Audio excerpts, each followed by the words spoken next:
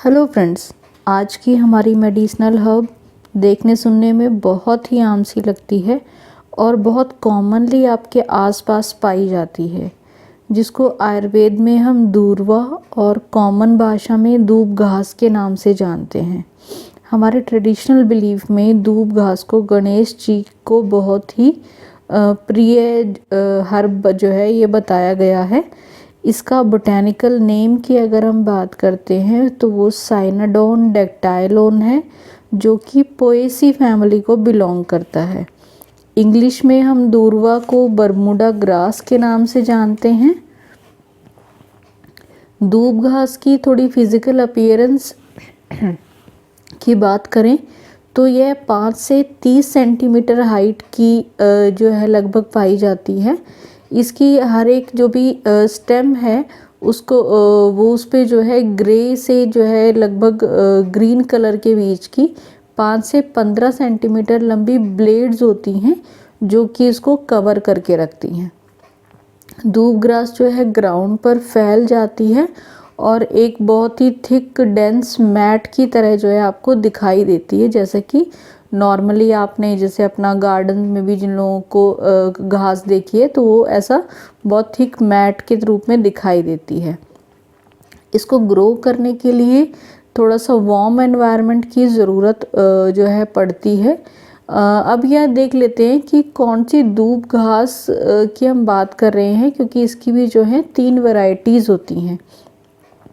तो सबसे पहले जिस दूब घास की हमने ऊपर बात की वो है वाइट वैरायटी में आती है। इसकी जो है डिस्क्रिप्शन हमने आपको दे ही दी है कि किस प्रकार से 5 से 30 सेंटीमीटर के करीब हाइट की होती है और कॉमनली आपको देखने में मिलती है। इसके बाद दूसरी है वो जो ब्लू वैरायटी की दूब घास होती है। ये काफ़ी ज़्यादा एरिया में फैलती है और इसको अनंता या सहस्त्रवीर्या नाम से भी जाना गया है आयुर्वेद में। तीसरी दूब घास जो है उसको गंडीरी कहा जाता है और यह छोटे छोटे जो तालाब होते हैं उनके आसपास आपको देखने को मिलेगी।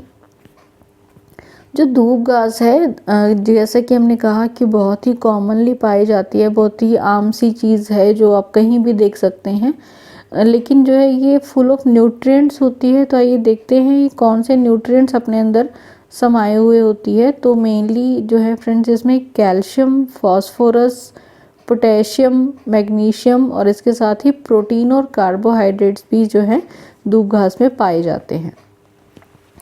अब क्योंकि हम यहाँ पर मेडिसिन की बात कर रहे हैं तो हमें ये जानना ज़रूरी है कि दूब घास का कौन सा पार्ट है जिसको हम मेडिसिनल यूज़ के लिए प्रयोग करते हैं।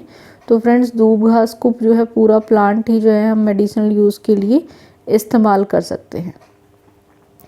जहाँ तक डोजेस की बात है वो अलग अलग फॉर्म में जो है उसकी वैल्यू की बात कर लेते हैं।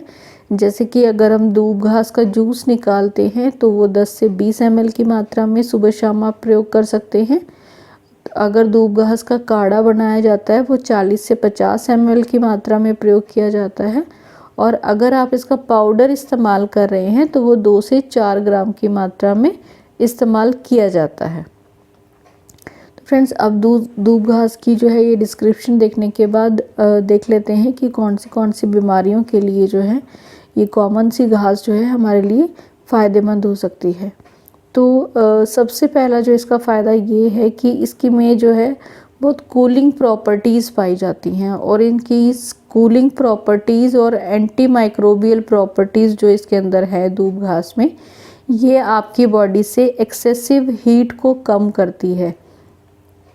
तो फ्रेंड्स बहुत ज़्यादा एक्सेसिव हीट के कारण से जब आपकी नोज़ अंदर से ड्राई हो जाती है और इस एक्सेसिव ड्राइनेस के कारण से जब अंदर की जो नोज़ की नसें हैं वो ब्लीड करने लगती हैं तो आपकी नाक से खून आने लगता है, जिसको मेडिकल टर्म्स में हम एपिस्टैक्सिस कहते हैं।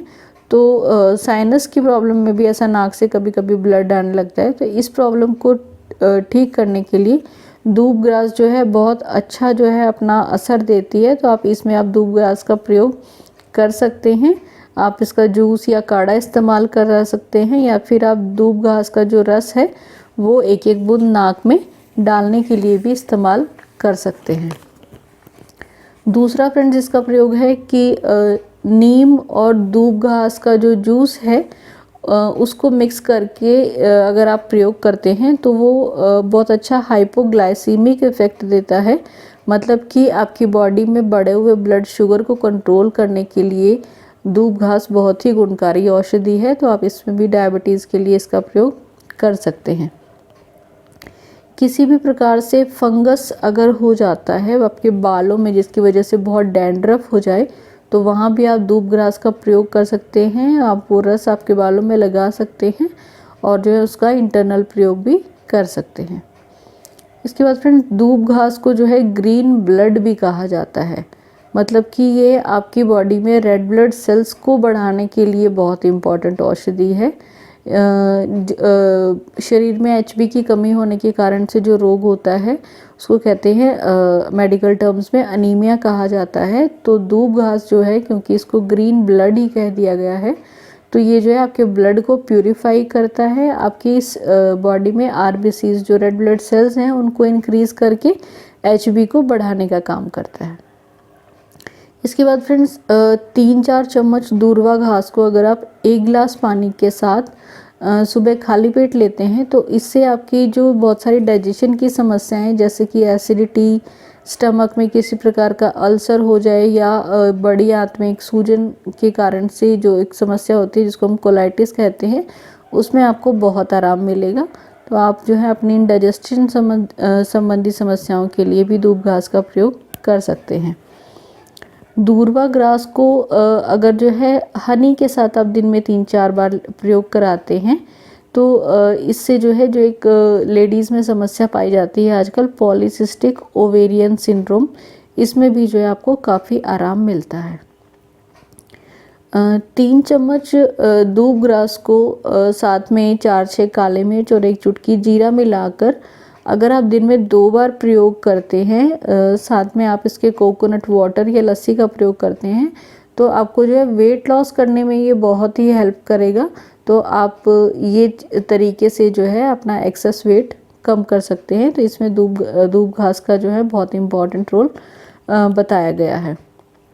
इसके बाद फ्रेंड्स, कोई भी फ्रेश वूंड पे अगर ब्लीडिंग हो रही है तो उसको हील करने के लिए, उस बहते हुए ब्लड को रोकने के लिए और हीलिंग प्रोसेस को क्विक करने के लिए भी जो है दूब घास का पेस्ट आप इस्तेमाल कर सकते हैं आपकी ज़ख्म वाली जगह पे लगाने के लिए।